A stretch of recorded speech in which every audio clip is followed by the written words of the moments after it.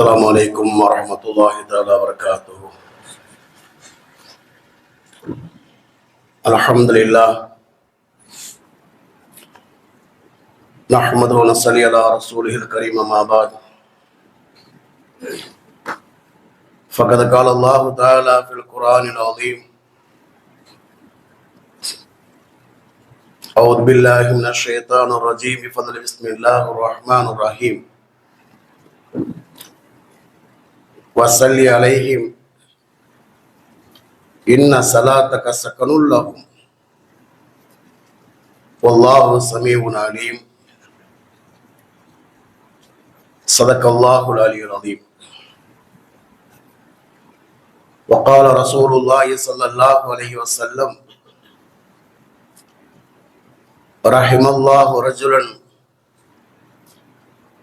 قام من الليل فصلى وأيقظ امرأته فإن أبت نضح في وجهه الماء أو كما قال رسول الله صلى الله عليه وسلم. அருளன்பு பண்பில் அளவற்ற உன் திருநாமம் போற்றி துவக்குகிறேன். அல்லாஹ் சாந்தியும் சமாதானமும் சர்தாரே தோஜஹான் ஸல்லல்லாஹு அலைஹி வஸல்லம் அவர்கள் மீதும் அன்னாரின் சான்றுகளை வலுவாதை பேணி பின்பற்றிய உத்தம சத்திய சஹாபாக்கள், தாபியன்கள், தவா தாபியன்கள், உலக மோமின்கள், குறிப்பாக அல்லாஹுடைய நல்லருளை நாடி வந்திருக்கின்ற நம் அனைவரும் மீதும் அல்லாஹுடைய சாந்தியும் சமாதானமும் என்றனும் நிலவட்டுமாக. அன்புக்கும் கண்ணியத்திற்கும் உரிய அல்லாஹுவின் நல்லடியார்களே, அருமைய சோதர்களே,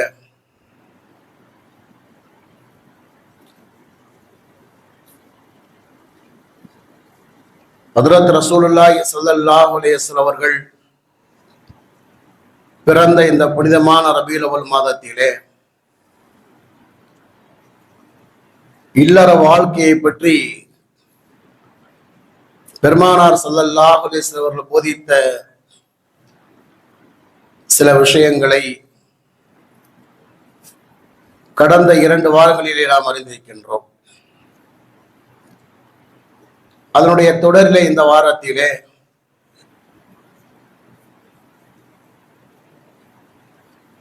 தூய நபியின் துஆவை பெற்ற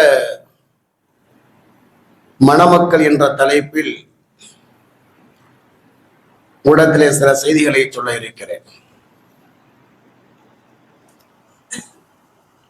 இந்த தலைப்பின் கீழ்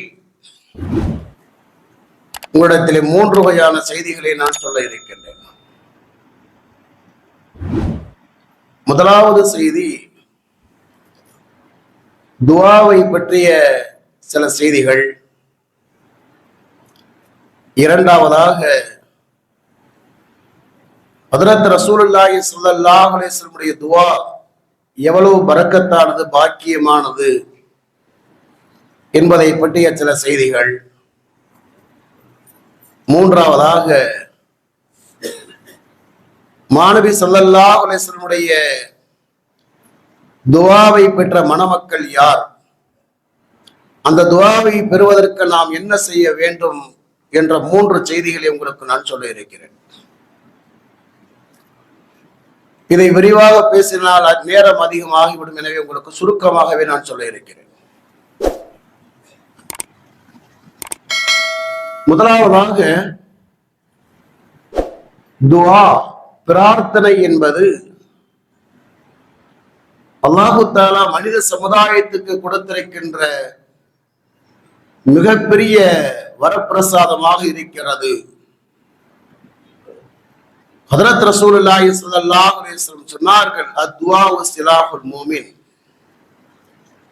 துஆ என்பது, பிரார்த்தனை என்பது ஒரு இறை நம்பிக்கையாளருக்கு அல்லாஹு தஆலா கொடுத்திருக்கின்ற பாக்கியம் என்பதாக பெருமானார் ஸல்லல்லாஹு அலைஹி வஸல்லம் சொன்னார்கள். சொல்லிவிட்டு அது ஹதீஸிலே சொன்னார்கள், மனிதனுடைய வாழ்க்கையில ஏற்படுகின்ற எல்லா வகையான பலா முசீபத்துகளை நீக்கக்கூடிய ஆற்றலும், அந்த மனிதனுக்கு தேவையான அனைத்து வகையான பாக்கியங்களை இழுத்து வரக்கூடிய ஆற்றலும் அந்த துஆவுக்கு உண்டு என்பதாக பெருமானார் ஸல்லல்லாஹு அலைஹி வஸல்லம் சொன்னார்கள். மனித வாழ்க்கையில இந்த இரண்டு தான் முக்கியமானது. ஒன்று, நம்முடைய வாழ்க்கையில எந்த கஷ்டங்கள் ஏற்பட்டு இருக்கின்றதோ அது நீங்க வேண்டும். அதற்கு துஆ என்பது மிகப்பெரிய வரப்பிரசாதம். அல்லாஹ் தன் திருமறையிலே சொல்கிறார் இல்லையா, அம்மை யுஜீபுல் முதர்ர இதா தஆஹு யக்ஷிஃபு ஸூ. நிர்பந்தத்திலே இருக்கக்கூடியவன் அழைக்கின்ற நேரத்தில், அதாவது கஷ்டத்திலே இருக்கக்கூடியவன் அழைக்கின்ற நேரத்தில் அவனுடைய பிரார்த்தனைக்கு பதிலளித்து அவனுடைய கஷ்டத்தை நீக்கக்கூடியவர் யார் என்று அல்லாஹ் தஆலா கேட்கிறான். அல்லாஹ்வை தவிர யாராவது நீக்க முடியுமா என்று அல்லாஹ் கேட்கிறான். ஆக மனிதனுடைய வாழ்க்கையில எந்த கஷ்டங்கள் ஏற்பட்டிருக்கின்றதோ அதை நீக்குகின்ற ஆற்றல் அல்லாஹ் ஒருவனை தவிர யாருக்கும் இல்லை. அதுபோன்று மனிதனுடைய வாழ்க்கையில என்ன தேவையோ அதை கொடுக்கின்ற ஆற்றல் அல்லாஹ்விடம் மட்டுமே இருக்கின்றது. மனிதர்களை பொறுத்தவரை சில உதவிகளை செய்யலாம், சில நேரங்கள் செய்யலாம், பிறகு அவர்கள் மறுத்து விடுவார்கள். ஹஜ்ரத் ரசூலுல்லாஹி ஸல்லல்லாஹு அலைஹி வஸல்லம் சொன்னார்கள், மன் நஸரத் பி ஃபாகத்துன் ஃபஅன்ஸலஹா பின்னாசி லம் துஸத்து ஃபாகத்துஹு. ஒரு மனிதனுடைய வாழ்க்கையிலே ஒரு தேவை ஏற்பட்டு அதை அவர் மனிதனிடத்திலே முறையிட்டால் அவருடைய தேவை நிறைவேற்றப்படாது என்பதாக பெருமானார் சொல்வார். அதற்கு அர்த்தம் என்னவென்றால், நிரந்தரமாக அவருடைய தேவை நிறைவேற்றப்படாது. நான் சொன்னதை போன்று சில உதவிகளை மனிதர்கள் செய்ய முடியும், சில உதவிகளை செய்ய முடியாது. சில நேரங்களிலே செய்வார்கள், சில நேரங்களிலே செய்ய மாட்டார்கள். எல்லா வகையான உதவிகளையும் செய்கின்ற ஆற்றல், எல்லா நேரத்திலையுமே உதவி செய்கின்ற ஆற்றல் அல்லாஹ்வை தவிர யாருக்கும் இல்லை. ஆனால் நாம் என்றும் நிராசையாகிவிடக்கூடாது, என்றும் நிராசையாகிவிடக்கூடாது. சில மக்கள் கூட சொல்லுவார்கள், நாங்கள் பல தடவை பல நாட்களாக நாங்கள் கேட்கின்றோம், என்னுடைய கோரிக்கை ஏற்றுக்கொள்ளப்படவில்லை என்பதாக. நான் கூட சொல்லுவேன், மூசா அலைஹிஸ்ஸலாம், ஹாரூன் அலைஹிஸ்ஸலாமை விட சிறந்தவர்கள் நாம் இல்லை. ஹஜ்ரத் மூசா அலைஹிஸ்ஸலாம் அல்லாஹ்விடத்திலே பத்வா செய்கிறார்கள், யா அல்லாஹ், ஃபிரௌனுடைய அநியாயங்கள் அக்கிரமங்கள் தாங்க முடியவில்லை, அவனை அழித்து விடு என்பதாக ஹஜ்ரத் மூசா அலைஹிஸ்ஸலாம் பத்வா செய்கிறார்கள். ஹஜ்ரத் ஹாரூன் அலைஹிஸ்ஸலாம் அல்லாஹ்வுடைய தூதர் ஆமீன் என்பதாக கூறுகிறார்கள், கத உஜீப தஅவத்துக்குமா ஃபஸ்தகீமா. உங்கள் இரண்டு பேருடைய துஆ ஏற்றுக்கொள்ளப்பட்டது என்று அல்லாஹ் வாக்குறுதி கொடுக்கின்றான். ஆனால் 40 ஆண்டுகள் கழித்துதான் ஃபிரௌன் அழிக்கப்பட்டான். அதனால சில நேரங்களிலே, சில நாட்கள், சில மாதங்கள், சில வருடங்கள் நாம் துஆ செய்து விட்டு ஓய்ந்து விடக்கூடாது. அல்லாஹ்விடத்திலே பிடிவாதமாக கேட்க வேண்டும். அதன் காரணமாகத்தான் அறிஞர்கள் பெருமக்கள் சொல்வார்கள், துஆவுடைய விஷயத்திலே மனிதர்கள் குழந்தையை போல இருக்க வேண்டும். குழந்தை பெற்றோரிடத்திலே ஒரு கோரிக்கை வைக்கிறது, அது நிறைவேற்றப்படவில்லை என்று சொன்னால் அந்த குழந்தை விட்டு விடுவது இல்லை, சமயம் பார்த்து கேட்டுக்கொண்டே இருக்கும் அதை பெற்றுக் கொள்கின்ற வரைக்கும். அதுபோன்றுதான் அல்லாஹ்விடத்திலே நாம் குழந்தைகளை போன்று கேட்டுக்கொண்டே இருக்க வேண்டும். அல்லாஹ் மிகப்பெரிய இரக்கமுடையவன். சரி, நேரமாயிரும். அப்ப முதலிலே துஆ என்பது அல்லாஹ் தஆலா மனிதனுக்கு கொடுத்திருக்கிற மிகப்பெரிய பாக்கியம் என்பது ஒன்று. அதிலும் கூட ஹஜ்ரத் ரசூலுல்லாஹி ஸல்லல்லாஹு அலைஹி வஸல்லம் துஆ என்பது மிகப்பெரிய பாக்கியமானது. அல்லாஹ் தஆலா தன் திருமறையிலே 9வது சூறாவான சூரத்து தௌபாவுடைய 103வது வசனத்தில் அல்லாஹ் கூறுகிறான், வஸல்லி அலைஹிம், நபியே, அந்த மக்களுக்காக நீங்கள் துஆ செய்யுங்கள். இன்ன ஸலாத்தக ஸகனுல் லஹும், நிச்சயமாக உங்களுடைய துஆ அவர்களுக்கு அமைதியை தரக்கூடியது, நிம்மதியை தரக்கூடியது என்பதாக அல்லாஹ் தஆலா கூறுகிறான். சக்கன் என்ற வார்த்தைக்கு ஹஜ்ரத் அப்துல்லா பின் அப்பாஸ் அவர்கள் விளக்கம் கூறுகிறார்கள், ரஹமத்தல் லஹும், அவருக்கு அல்லாஹ்வுடைய அருளை பெற்று தரக்கூடியதாக கூறுகிறார்கள். ஹஜ்ரத் ரசூலுல்லாஹி ஸல்லல்லாஹு அலைஹி வஸல்லம் துஆ என்பது அல்லாஹ்வுடைய அருளை பெற்று தரக்கூடியது. நம்முடைய துஆவுக்கு எவ்வளவு பெரிய சக்தி இருக்காது என்று சொன்னால், எத்தனை மக்கள் சொல்வார்கள், நான் அல்லாஹ்ட்ட கேட்ட ஹஸ்ரத், அல்லாஹ்வுக்கு தந்தா ஹஸ்ரத் சொன்னவர்கள்லாம் நிறைய இருக்கிறார்கள். ஒரு பிள்ளை சொன்னது 10th படிக்கிற நேரத்துல சொல்லிச்சு, ஹஸ்ரத் நான் அல்லாஹ்ட்ட கேட்டேன், நான் 480 மார்க் எடுக்கணும்னு கேட்டேன், 450 மார்க் கரெக்டா எடுத்தேன் ஹஸ்ரத். சொன்ன விஷயங்கள், என்னுடைய கணவர் இப்படி அமைய வேண்டுமாக நான் அல்லாஹ்விடத்திலே கேட்டேன், அல்லாஹ் எனக்கு அப்படி அமைத்து கொடுத்தார் என்ற ஒரு சகோதரி சொன்னார்கள். உலகத்திலே நம்முடைய துஆவுக்கு எவ்வளவு பெரிய சக்தி இருக்கிறது என்று சொன்ன நம்ம வாழ்க்கையில எத்தனை விஷயத்தை அல்லாஹ்விடத்திலே கேட்டு பெற்றிருக்கிறோம் இல்லையா? அவன் நம்முடைய துஆவுக்கு இவ்வளவு பெரிய வலிமை இருக்கிறது என்று சொன்னால் ஹஜ்ரத் ரசூலுல்லாஹி ஸல்லல்லாஹு அலைஹி வஸல்லம் துஆ எவ்வளவு ஆற்றல் படைத்தது. பெருமானார் ஸல்லல்லாஹு அலைஹி வஸல்லம் துஆவினுடைய பலனை சஹாபாக்கள் பெற்றார்கள், வாழ்க்கையிலே பெற்றார்கள். வரலாற்றிலே நிறைய செய்திகள் இருக்கிறது, பல நூறு செய்திகள் இருக்கின்றது. சில செய்திகளை உங்களுக்கு நான் சுருக்கமாக சொல்லுகின்றேன். புகாரி ஷரீஃபிலே வரக்கூடிய 2 வகையான வரலாறுகள். ஜாபிர் ரலியல்லாஹு தஆலா அன்ஹு அவர்கள் பெருமானாரிடத்திலே வருகிறார்கள், கவலையோடு வருகிறார்கள். சொன்னார்கள், அல்லாஹ்வுடைய தூதரே, என்னுடைய தந்தை அப்துல்லா உஹது போர்க்களத்திலே ஷஹீதானார். அவர் சில கடன்களை விட்டு சென்றிருக்கின்றார். அதிலே ஒரு கடன், ஒரு யூதருக்கு 30 வஸ்கு, வஸ்கு என்பது ஒரு அளவு, 30 வஸ்கு பேரித்தங்கனிகள் கொடுக்க வேண்டும். அந்த யூதர் வந்து இடத்துல கேட்கின்றார், பேரித்தங்கனிகள் அறுவடைக்கு தயாராக இருக்கிறது. அவர் வந்து கேட்கின்றார், ஆனால் முழுமையாக என்னால் அவருடைய கடனை அடைக்க முடியாது. அது மட்டுமல்ல, அவருக்கு மட்டுமல்ல இன்னும் பலருக்கு நான் கொடுக்க வேண்டும். அதை நான் அவரிடத்திலே சொல்கின்றேன், உம்முடைய கடனை கூட என்னால் முழுமையாக அடைக்க முடியாது. இன்னும் இது அல்லாத பலரிடத்தினுடைய தந்தை கடன் வாங்கியிருக்கிறார், அவர்களுக்கெல்லாம் கொடுக்க வேண்டும். எனவே கொஞ்சத்தை வாங்கிக் கொள், கொஞ்சம் கொஞ்சமாக உனக்கு தருகிறமாக நான் கூறுகின்றேன். ஆனால் அந்த யூதர் மறுக்கின்றார். எனக்கு தர வேண்டிய முழுமையான பங்கு எனக்கு கொடுத்து விடு, எனக்கு முழுமையாக நீ கொடுத்து விடு, அதுல எவ்வளவு இருக்கிறதோ அவ்வளவு எனக்கு கொடுத்து விடு, அதுக்கு பிறகு பார்க்கலாம் என்பதாக அவர் கூறுகின்றார். ஆனால் அதை நான் கொடுத்தாலும் கூட அவர் கடன் நிறைவேறாது என்பது மட்டுமல்ல, நான் மற்றவருக்கும் கொடுக்கணும், அதை வச்சுதான் அடுத்தவங்களுக்கும் கொடுக்கணும். பெருமானார் ஸல்லல்லாஹு அலைஹி வஸல்லம் அவர்கள் என்ன செய்தார்கள், அந்த பேரித்த மரங்களுக்கு வந்தார்கள். அதில் அபூபக்கர் சித்திக், உமர், ஃபாரூக் 2 பேரை அழைத்துக் கொண்டு வருகிறார்கள். அந்த வந்தால் தோட்டத்திலே சில பேரித்த மரங்கள் இருக்கிறது, அது கனிகள் என்ன செய்கிறது, அறுவடைக்கு தயாராக இருக்கிறது. ஹஜ்ரத் ரசூலுல்லாஹி ஸல்லல்லாஹு அலைஹி வஸல்லம் அவர்கள் அந்த பேரித்த மரங்களை சுற்றி வந்தார்கள். சுற்றி வந்துட்டு துஆ செஞ்சாங்க. துஆ செய்துவிட்டு பெருமானார் சென்று விட்டார். சொன்னார்கள், ஜாபிர், அந்த பேரித்த கனிகளை என்ன செய்ய, பறிப்பாயாக, அதை அனைத்தை பறித்து போடு, பறித்து போட்டு அந்த யூதருக்கான கடனையும் கொடுத்து விடு. உம்முடைய தந்தை யாருக்கெல்லாம் கடன் வாங்கியிருந்தாரோ, யாரிடத்திலெல்லாம் கடன் வாங்கியிருந்தாரோ எல்லாருடைய கடனையும் கொடுத்துட்டு பெருமானார் சொல்லிட்டு போயிட்டாங்க. நான் அந்த பேரித்த கனிகளை என்ன செய்தேன், பறித்து போட்டேன். அது மிகப்பெரிய குவியலாக இருந்தது, கற்பனை அல்ல. புகாரி ஷரீஃபில் வரக்கூடிய வரலாறு. அதுதான் உங்களுக்கு நான் கிதாபுல் நம்பர்லாம் சொல்றது. பொதுவாக சொல்றது எல்லாம் நம்பக்கூடியவங்க தான், ஆதாரங்கள் எனக்குத்தான் நான் உங்களுக்கு சொல்வது. ஜாபிர் கூறுகின்றார், எனக்கு மிகப்பெரிய ஆச்சரியம், அந்த பேரித்தங் கனிகள் என்ன செய்யறது, மழை மாதிரி குவிந்து கிடந்தது. நான் அந்த யூதனுக்கு கொடுக்க வேண்டிய கடனையும் கொடுத்தேன்.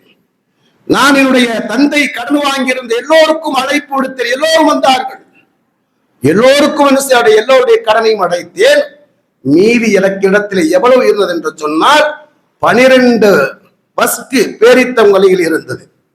12 வஸ்கு என்று சொல்ல எழுதுகிறார்கள், 2150 கிலோ இருந்தது. எல்லாருடைய கடனும் போயிட்டு எவ்வளவு இருந்துச்சு, 2150 கிலோ பேரித்தங்கனிகள் இருந்ததாக கூறுகின்றார். ஏனென்று சொன்னால் ஹஜ்ரத் ரசூலுல்லாஹி ஸல்லல்லாஹு அலைஹி வஸல்லம் துஆ எப்படிப்பட்டது, அல்லாஹ் கூறுகிறான், சக்கனல் லஹும், அவருக்கு அல்லாஹ்வுடைய அருளை பெற்று தரக்கூடியது. வரலாற்றை புகாரி ஷரீஃபில் இன்னொரு வரலாறு எழுதுகிறார்கள், ஹந்தக் போர். நீங்க ஹஜ் உம்ராவுக்கு போறவங்க பார்த்திருப்பீங்க. அகர் யுத்தமாக சொல்வார், மதீனாவை சுற்றி என்ன செய்த ஒரு குழி தோண்டப்பட்டிருக்கும், பார்த்திருப்பீங்க.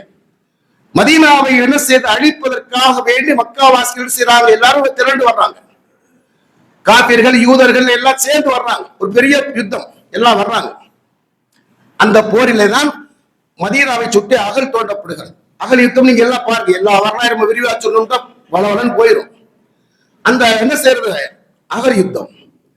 மதீனாவை சுற்றி அவர்கள் செய்யறது, குழி தோண்டுகிற நேரத்திலே நடுவிலே ஒரு பாறை குறிப்பிடுகிறது. ரசூலுல்லாஹ் சொன்னாங்க, சில பேரை சொல்றாங்க, இந்த அளவுக்கு நீங்க வெட்டுங்க, இந்த அளவுக்கு நீங்க வெட்டுங்க, பிரித்து கொடுத்தாங்க. அதுல ஒரு பகுதியை வெட்டுகிற நேரத்தில் ஒரு பாறை குறுக்கிடுகிறது. அதை அந்த பகுதியிலே நியமிக்கப்பட்ட சஹாபாக்கள் செய்யறாங்க, உடைத்து பார்க்கிற, உடைக்க முடியாது. ரசூலுல்லாஹ் வந்து சொன்னாங்க, அல்லாஹ்வுடைய தூதரே, ஒரு பெரும் பாறை குறுக்கிடுகிறது, எவ்வளவு நாங்கள் முயற்சி செய்து பார்த்தோம், எங்களால் அதை உடைக்க முடியல என்பதாக தன்னுடைய பலகீனத்தை வந்து கூறுகிறார்கள். ஹஜ்ரத் ரசூலுல்லாஹி ஸல்லல்லாஹு அலைஹி வஸல்லம் அவர்கள் செய்கிறார்கள், அங்கு செல்கிறார்கள். அங்கு சென்று என்ன செய்யறாங்க, அவர்கள் ஒரே அடியில அடிக்கிறார்கள். என்ன செய்யறது, சுக்குநூறாக ஆகிறது, சுக்குநூறு ஆயிருச்சு. அப்ப சஹாபாக்கள் சொல்றாங்க, தன்னுடைய வயிற்றை என்ன செய்யறாங்க, தன்னுடைய சட்டையை தூக்கி காமிச்சு சொல்லுவாங்க, சட்டையை தூக்கி காமிக்கிறாங்க. தூக்கி காமிக்கிற நேரத்திலே எல்லா சஹாபாக்களுடைய வயிற்றிலேயுமே ஒரு கல் கட்டப்பட்டு இருந்தது. அந்த பசியினுடைய கொடுமையில அந்த முதுகு கோணலாகிவிடக் கூடாது என்பதற்காக வேண்டி ஒரு கல் கட்டப்பட்டு இருந்தது. ஹதீஸ்ல வருகிறது, பத்னி சஹாபத்தி ஹஜருன் வாஹித், சஹாபாக்களுடைய வயிற்றுல என்ன ஒரு கல் கட்டப்பட்டு சொன்னாங்க. அல்லாஹ்வுடைய தூதரே, நாங்க ரொம்ப பல நாட்கள் ஆயிருச்சு. இந்த மார்க்கம், இஸ்லாமிய மார்க்கம் என்பது மிகப்பெரிய தியாகத்துக்கு பிறகு வந்தது. வரலாறு நாம் படிக்க வேண்டும். நாம் எந்த அளவுக்கு நாம் இஸ்லாத்தின்படி வாழுகின்றோம் யோசித்து பாருங்க. தந்தை கட்டி வைத்த, தந்தை உருவாக்கிய ஒரு ஸ்தாபனத்திலே ஒரு வீட்டிலே இருக்கிற மகன்களுக்கு அதனுடைய அந்தஸ்து தெரிவது இல்லை இல்லையா?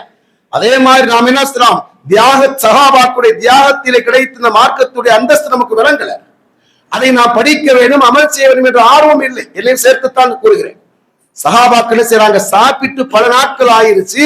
அதனால என்ன செய்யறது, பசியின் கொடுமையை தாங்க முடியாமல் முதுகு கூடலாகி விடக் கூடாது என்பதற்காக வேண்டி அவருடைய வயிற்றிலே ஒரு கல் கட்டப்பட்டிருந்தது. ஹஜ்ரத் ரசூலுல்லாஹி ஸல்லல்லாஹு அலைஹி வஸல்லம் தன்னுடைய சட்டையை தூக்கினார்கள். பத்னி ரசூலுல்லாஹி ஸல்லல்லாஹு அலைஹி வஸல்லம் ஹஜரத்தான்.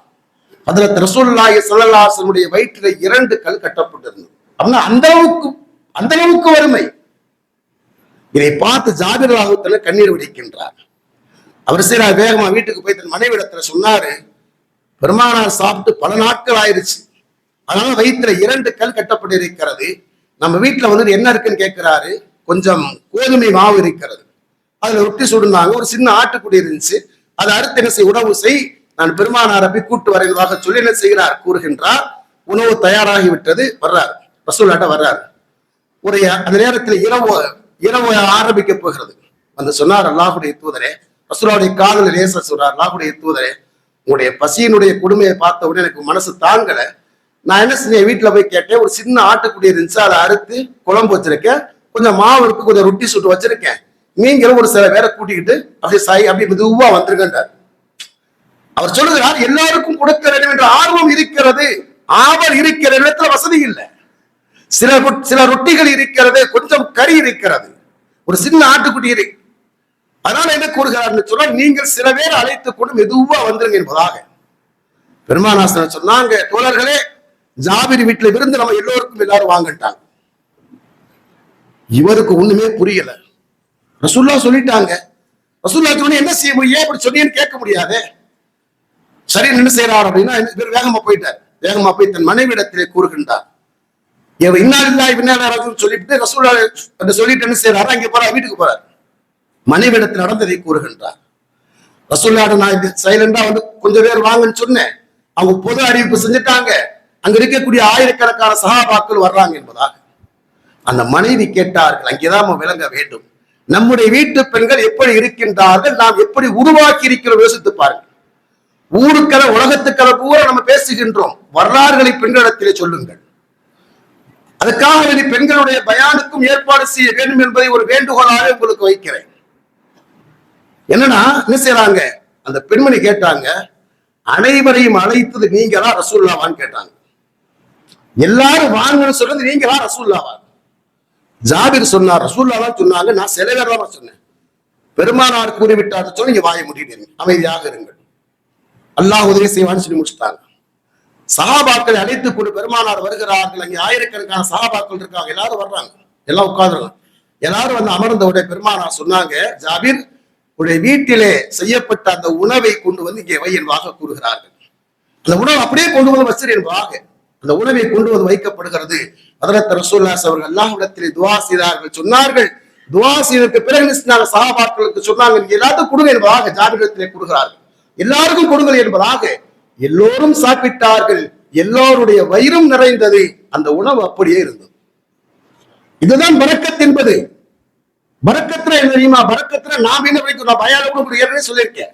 பரக்கத்துன்னு சொன்னா ஓஹோன்னு வாழ்றது பரக்கத்து அல்ல. அதுவும் ஒரு வகையான பரக்கத்து தான். பரக்கத்து என்பதற்கு 3 விளக்கம் உங்களுக்கு நான் ஏற்கனவே சொல்லியிருக்கேன். பரக்கத்துன்னு சொன்னா 3 வகையான விஷயத்தை அறிஞர் மக்கள் எழுதுகிறார்கள். ஒன்று, அல்லாஹு தஆலா அவனுக்கு நிறைய செல்வங்களை கொடுத்து அவன் மார்க்கத்தின்படி வாழ்கிறான் என்று சொன்னான். அது பரக்கத்தான வாழ்க்கை. அப்துல் ரஹ்மான் அவுஃபுக்கு அல்லாஹ் கொடுத்தான், உஸ்மான் கனிக்கு அல்லாஹ் கொடுத்தான். இரண்டாவதாக பரக்கத்துக்கு அசல் அர்த்தம் என்ன தெரியுமா? கில்லத்து ஷை கஸரத்து நஃபா. குறைந்த பொருளை கொண்டு நிறைவான பலன்களை அல்லாஹ் தஆலா ஏற்படுத்துவான். அவர் கம்மியா சம்பாதிப்பாரு, கம்மியா சம்பளம் வாங்குவாரு, மனைவி மக்களோடு மகிழ்ச்சியா வாழ்வார், ஓகோடு வாழ்வார், சீர சிறப்பா வாழ்வார். இதுதான் பரக்கத்துக்கு அசல் அர்த்தமே. மூன்றாவதாக சொல்வார்கள், அவிடத்தில் எதுவும் இருக்காது, மன நிறைவு இருக்கும், அல்லாஹ்வுடைய அந்த வறுமையை அவர் ஏற்றுக்கொண்டு வாழ்வார். இது பரக்கத்தின் 3வது நிலை. பரக்கத்துக்கு அசல் அர்த்தம் அதுதான். குறைந்த உணவு இருக்கிறது, ஆயிரக்கணக்கான சஹாபாக்கள் சாப்பிட்டார் என்று சொன்னால் அதற்கு காரணம் ஹஜ்ரத் ரசூலுல்லாஹி ஸல்லல்லாஹு அலைஹி வஸல்லம் துஆ தான் காரணம். பெருமானார் ஸல்லல்லாஹு அலைஹி வஸல்லம் துஆவுடைய பலன்களை இந்த உலகத்திலே சஹாபாக்கள் அனுபவித்தார்கள். வரலாற்றிலே ஒரு செய்தி வருகிறது. பெருமானார் ஸல்லல்லாஹு அலைஹி வஸல்லம் இடத்திலே அவருடைய காலத்திலே ஜுலைபி என்ற ஒருவர் இருந்தார், ஒரு சஹாபி. ஜுலைபி என்ற ஒருவர் இருந்தார். பார்ப்பதற்கு அவர் அழகான தோற்றமுடையவர் அல்ல. பெருமானார் இடத்துல ஒரு தடவை கேட்டாங்க, ஜுலைபி உனக்கு நிக்காஹ் நடந்துச்சான்னு கேட்டாங்க. நிக்காஹ் ஆயிடுச்சான்னு கேட்கிறாங்க. பெருமானாருக்கு தெரியாமல் கேட்கிறாரு, நிக்காஹ் ஆயிடுச்சான்னு கேட்கிறாங்க. அவர் சொன்னார், அல்லாஹ்வுடைய தூதரே, இந்த ஏழைக்கு இந்த மதீனாவில் யார் பெண் தருவார் என்பதாக சொல்கிறார். இந்த ஏழைக்கு யார் பெண் தருவார் என்பதாக பெருமானார் ஸல்லல்லாஹு அலைஹி வஸல்லம் சொன்னாங்க அப்படின்னா, ஒரு அன்சாரி சஹாபியுடைய வீட்டுக்கு அனுப்பி வச்சாங்க. போய் அவருடைய மகளை உனக்கு நான் பெண் கேட்டதாக சொல்லி என்பதாக. அவரும் போறாரு. போக நேரத்தில் அந்த பெண்ணுடைய தந்தை இருக்கிறார், வரவேற்கிறார். அவரிடத்துல சொல்றாங்க, பெருமானார் ஸல்லல்லாஹு அலைஹி வஸல்லம் உங்களுடைய மகளை எனக்கு என்ன பெண் கேட்டாங்க என்பதாக. அவர் யோசிக்கிறார். அவர் மனைவியிடம் சொல்றாரு, மனைவி யோசிக்கிறாங்க, இவங்களும் யோசிக்கிறாங்க. 2 பேருமே பதில் சொல்ல முடியல. ஏன்னா இவர் அழகான தோற்றமுடையவர் அல்ல, அதே நேரத்திலே வறுமையிலே வாழக்கூடிய ஒரு ஏழை தோழர். பர்சனாலிட்டியும் இல்லை, பைனான்ஸும் இல்லை. எப்படி கட்டி கொடுப்பாங்க? ஏதாவது ஒண்ணு இருக்கணும். ஒண்ணும் இல்லை, எதுவும் கட்டி கொடுப்பாங்க? யோசிக்கிறார்கள். ஆனால் பதில் சொல்ல முடியாது. ஏன்னா ரசூல் அனுப்பி வச்சாங்க, பதில் சொல்ல முடியாது. அந்த நேரத்திலே வீட்டிலே இருக்கின்ற அந்த பருவ வயதடைந்த அந்த பெண் கூறுகின்றார், அங்கேதான் நாம் யோசிக்க வேண்டும், நம்முடைய பிள்ளைகள் நாம் எப்படி உருவாக்கி இருக்கிறோம்.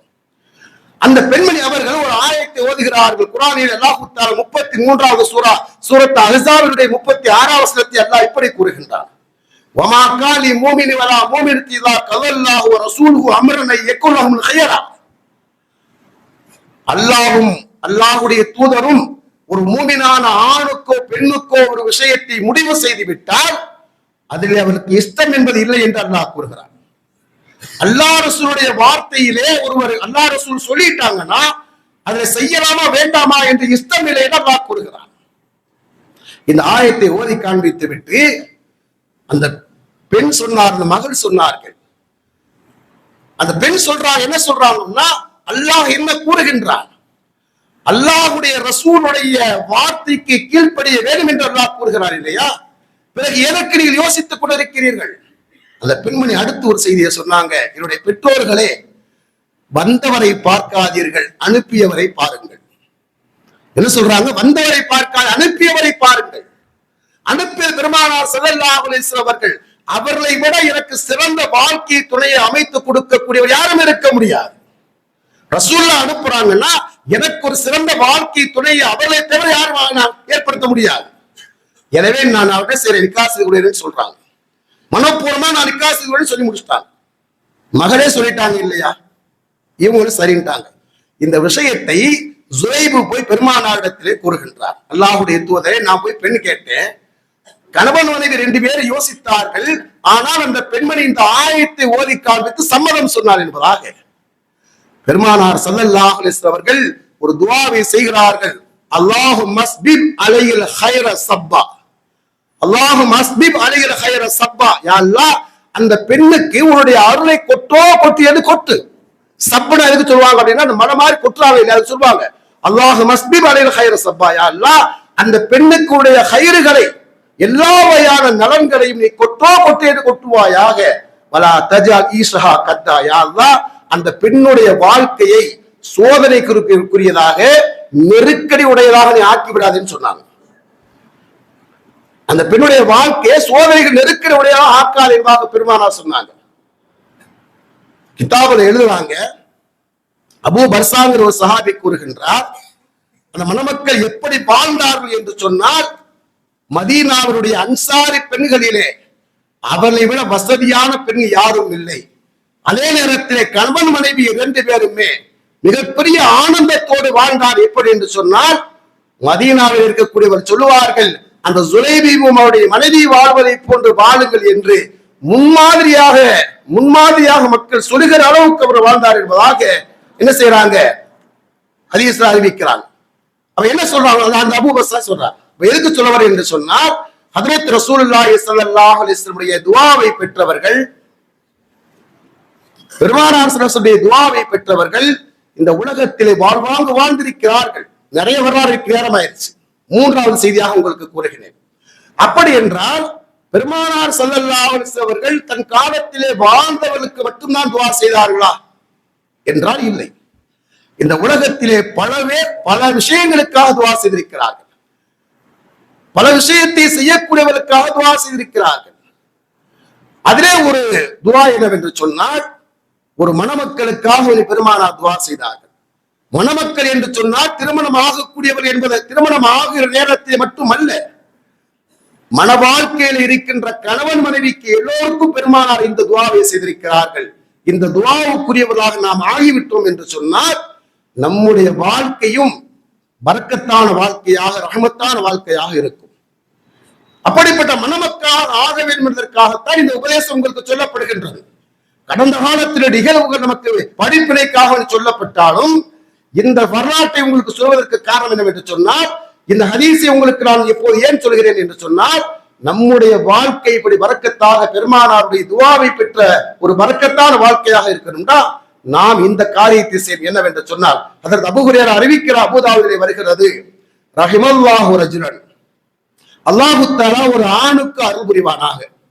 அல்லாஹு தஆலா ஒரு ஆணுக்கு அருள் புரிவானாக. எப்படிப்பட்டவர் என்று சொன்னால், காம மினல் லைலி ஃபஸல்லா, ஃபஜ்ருடைய தொழுகைக்கு பாங்கு சொல்லப்பட்ட உடனே அந்த கணவர் எழுகின்றார். எழுந்து அவர் தொழுகின்றார். தொழுகிறாரே, இந்த தொழுகைக்கு அவர் செல்கின்றார். வைக்கல இம்ராத்தஹு, தன்னுடைய மனைவியையும் தொழுகைக்காக வெளி எழுப்புகின்றார். தன்னுடைய மனைவியை தொழுகைக்காக எழுப்புகின்றார். ஃபைன் அபத், அவள் மறுத்தாள், தூக்க கலக்கத்தில் என்ன செய்யறா, நீங்க போங்க அப்புறம் தொழுகிறேன் என்பதாக அவள் மறுக்கிற நேரத்திலே நலஹபி வஜிஹல் மா, அவளுடைய முகத்திலே சில சொட்டு தண்ணீரை தொளித்து அவளை தொழுகையாக்க, அவளை தொழுக வைத்து விட்டு இவர் தொழுகைக்காக செல்கின்றாரே, இந்த மணமகளுக்கு, இந்த கணவனுக்கு அல்லாஹு தஆலா அருள் புரிவாராக என்பதாக பெருமானார் துஆ செய்தாங்க. அதுபோல ஹதீஸின் தொடரிலே பெருமானார் சொல்றாங்க, ரஹிமல்லாஹு இம்ராத்தன், அல்லாஹு தஆலா ஒரு மனைவிக்கு அல்லாஹ் அருள் புரிவானாக. காமத், பாங்கு சொல்லப்பட்ட உடனே அவள் எழுகின்றாள். காமத் மினல் லைலி, அவள் இரவிலே எழுகின்றாள். ஃபஸல்லத், அவள் தொழுகின்றாள், தொழுகைக்கு தயாராகின்றாள். வாய்க்காலத்து ஜௌஜஹா, தன்னுடைய கணவனை தொழுகை அவள் எழுப்புகின்றார். தன்னுடைய கணவர் தூங்குகிறார், அவரை எழுப்புகின்றார். ஃபைன் அபா, அவர் மறுத்தால், நலஹத் ஃபீ வஜிஹில் மா, அவருடைய முகத்திலே சில சொட்டு தண்ணீரை தெளித்து அவரை தொழுகைக்கு அனுப்பிவிட்டு இவள் தொழுகின்றாளே, இந்த பெண்ணுக்கு அல்லாஹு தஆலா அருள் புரிவானாக என்பதாக ஹஜ்ரத் ரசூலுல்லாஹி ஸல்லல்லாஹு அலைஹி வஸல்லம் சொன்னார்கள். பெருமானார் ஸல்லல்லாஹு அலைஹி வஸல்லம் துஆவை பெற்று இந்த உலகத்திலே நாம் வாழ்வாங்கு வாழ வேண்டும் என்று சொன்னால் இந்த விஷயத்தை நாம் அமல் செய்தாலே போதுமானது. இந்த விஷயத்தை நாம் அமல் செய்ய வேண்டும். ஒரு ஆண் பெண் 2 பேருக்கு பெருமானார் சம உரிமையாக கூறுகிறார்கள். பாங்கு சொல்லப்பட்ட உடனே யார் முதலிலே எழுகின்றார்களோ அவர்களுடைய வாழ்க்கை துணையை எழுப்பி அவர்களை தொழுகைக்கு தயாராக்கி விட்டு இவர் தொழுதால் இவருக்கு அல்லாஹு தஆலா அருள் புரிவாராக என்று ஹஜ்ரத் ரசூலுல்லாஹி ஸல்லல்லாஹு அலைஹி வஸல்லம் துஆ செய்கிறார்கள். அந்த துஆவை பெற வேண்டும் என்று சொன்னால் இங்கு இருக்கின்ற ஒவ்வொருவரும் தொழுகையை நீங்கள் ஆரம்பியுங்கள். ஃபஜ்ருடைய தொழுகையை நீங்கள் ஆரம்பிங்கள். ஜும்மாவுக்கு வந்து வார வாரம் வர்றது என்பது பெரிய விஷயம் அல்ல. ஜும்மா மட்டும் நமக்கு கடமை அல்ல. ஒவ்வொரு நாளும் 5 நேர தொழுகை கடமை. அல்லாஹ் சொல்வான், வஅமுர் அஹ்லக பிஸ்ஸலாத்தி வஸ்தபிர் அலைஹா. நீங்களுடைய மனைவியை தொழுமாறு ஏவுங்கள், வஸ்தபிர் அலைஹா, அதில் நீங்கள் நிலைத்திருங்கள். லா நஸ்அலுக ரிஸ்கன் நஹ்னு நர்சுகுக. உங்களிடத்தை ரிஸ்கை நாம் கேட்கவில்லை, நாமே ரிஸ்கை அளிக்கின்றோம் என்று அல்லாஹ் கூறுகின்றான். ரிஸ்க் என்பது சொன்னால் உணவு மட்டுமல்ல, நம்முடைய வாழ்க்கையுடைய சகல பாக்கியம் நமக்கு கிடைக்க வேண்டும் என்று சொன்னால் நம்முடைய மனைவிகளை தொழுகையாளியாக ஆக்க வேண்டும், குடும்பத்தினரை தொழுகையாளியாக ஆக்க வேண்டும். அதற்கு முதலிலே நாம் தொழக்கூடியவர்களாக இருக்கணும். ஒன்று 2 பேருமே தொழுகிறது இல்லை, அல்லது சில இடங்களிலே யாராவது ஒருத்தர் தொழுகிறாங்க, இன்னொருத்தர் தொழுகிறது. அவர் தொழுகிறார், மனைவி தொழுகிறது இல்லை. சில வீடுகளை பார்த்தீங்கன்னா மனைவிமார்கள் தொழுகிறாங்க, ஆண்கள் தொழுகிறது இல்லை. எப்படி அல்லாஹ்வுடைய பாக்கியத்தை பெற முடியும்? ஒரு விஷயத்தை விளங்கிக் கொள்ளுங்கள். கணவன் தொழுகையாளியாக இருந்தால் அல்லாஹ் ரிஸ்கை கொடுப்பான். மனைவி தொழுகையாக இருந்தால் அந்த ரிஸ்கை அல்லாஹ் தஆலாவுடைய வீட்டிலே தங்க வைப்பான். ஒரு பாத்திரம் இருக்கிறது சொன்னா தண்ணீரை ஊற்ற வேண்டும், அதை ஏற்றுக்கொள்கிற அளவுக்கு அந்த பாத்திரம் ஓட்டை இல்லாமல் இருக்க வேண்டும். கணவன் என்ன செய்ய, தொழுகிற நேரத்தில் அவனுக்கு அல்லாஹ் ரிஸ்கை கொடுக்கின்றான், தண்ணீரை ஊற்றுகின்றான். அந்த மனைவி அதை தொழுகையாளியாக இருந்தால் தான் அந்த ரிஸ்கள், அந்த பாக்கியங்கள் இருக்கும். ஒரு அறிஞர் இப்படி கேட்கின்றார், சகோதரனே, உன் மனைவி உணவை சமைக்கின்றார், முதல் நாள் அந்த உணவிலே உப்பு கூடுதலாக ஆகிவிட்டது, நீ உபதேசம் செய்கின்றாய். 2வது நாள் உப்பு கூடுதலாக ஆகின்றது, நீ கோபமாக எச்சரிக்கின்றாய். 3வது நாள் என்ன செய்கிறது, உணவில் அது உப்பு கூடுதலாகிவிட்டால் அந்த உணவு தட்டு பறக்கும் தட்டாக ஆகின்றது. என்ன செய்வான், ஏன்னா நான் டெய்லி சொல்லிக்கிட்டு இருக்கேன், என்ன ஞாபகத்துல இருக்கேன், நீ என்ன ஐடியாவில் இருக்கேவாக சொல்லி அந்த உணவு தட்டு பறக்கும் தட்டாக ஆகிறது. நீ உன்னுடைய மனைவிக்கு எப்படி உபதேசம் செய்தாய்? முதல் நாள் உபதேசம் செய்தால் அவள் கேட்கவில்லை, 2வது நாள் உபதேசம் செய்தால் கேட்கவில்லை, 3வது நாள் நீ செய்கிறாய், கேட்கவில்லை என்று சொன்னால் நீ அமைதியாகி விடுகின்றாய். நீ அமைதியாகி விடுகின்றாய். அப்படி என்று சொன்னால் உன்னுடைய பார்வையிலே அந்த உணவை விட தொழுகை கேவலமாக ஆகிவிட்டாளா என அறிஞர் கேட்கின்றார். நீ உண்ணக்கூடிய உணவிலே உப்பு சற்று கூடுதல் ஆகிவிட்டது என்று சொன்னால் கோபப்படுகின்றாயே. உடைய மனைவி மக்கள் தொழுகல, அவரிடத்தில் இபாதத்தை புறக்கணித்திருக்கிறார் என்று சொல்லி கோபப்பட மறுக்கிறாய் என்று சொன்னால் உன்னுடைய பார்வையில் இந்த தொழுகை என்பது உணவை விட கேவலமாகி விட்டதா, உணவினுடைய உப்பை விட கேவலமாகி விட்டதாக கேட்கிறாய். எனவே நபியினுடைய துஆவை பெற்று வாழ வேண்டும் என்று சொன்னால் ஆண்களாகி நீங்கள் 5 நேரம் தொழுகுங்கள், உங்களுடைய குடும்பத்திலே தொழுகையாளியாக ஆக்குங்கள் என்ற விஷயத்தை சொல்லி தொடரை அடுத்த வாரத்தில் கூறுகிறேன். அஸ்ஸலாமு அலைக்கும்.